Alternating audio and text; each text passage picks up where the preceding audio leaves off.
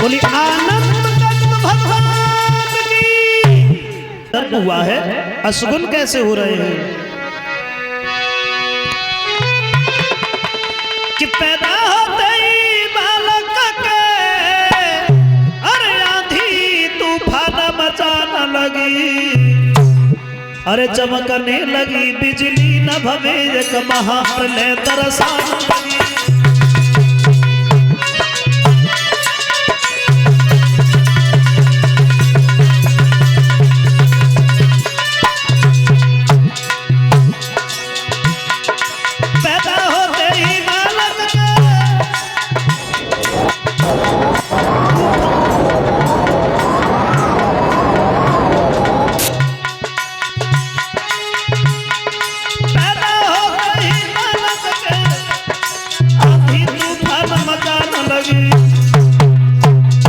चमकने लगी बिजली नभ में एक महाप्रलय दरसाने लगी।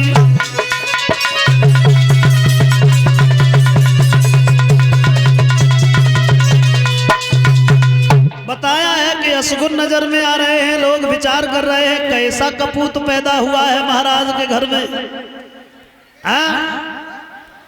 और उसी समय अंत में नतीजा हुआ, गर्गाचार्य पंडित जी ने उसी बच्चे का नाम रख दिया कंस।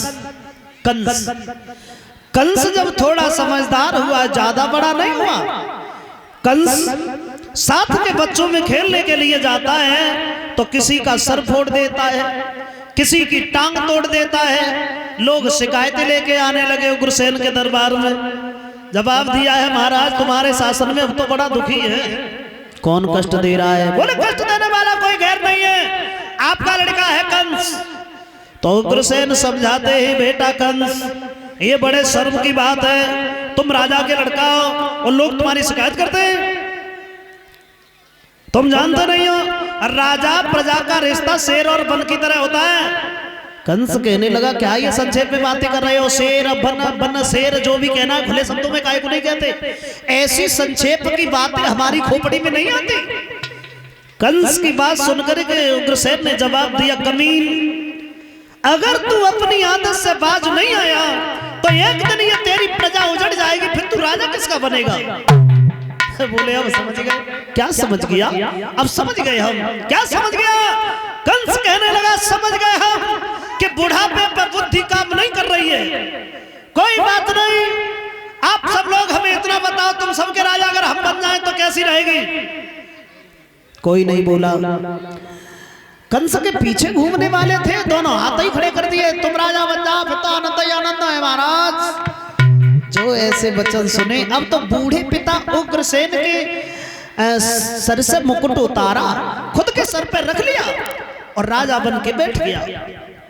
जवाब दिया, देखिए आज तक ये कंस तुम्हारे लिए एक राजकुमार था और आज से अब ये तुम्हारा राजा है। और राजा ही नहीं, भगवान भगवान है।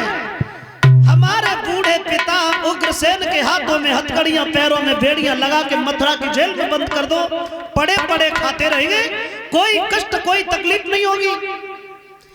और आज हम नए राजा हैं तो नए नियम और कानून बनाएंगे। पिताजी के शासन में जितने कायदे कानून चलाए जाते थे वो सब बंद कर दिए जाए। मूर्ख थे वो, उससे बड़े मूर्ख आप। वो कहते रहे, तुम करते रहे। हमारे शासन में न यज्ञ न हवन, पौष्टिक घी को अग्नि में जलाते हो। अरे खुद खा, शरीर मजबूत बनाओ।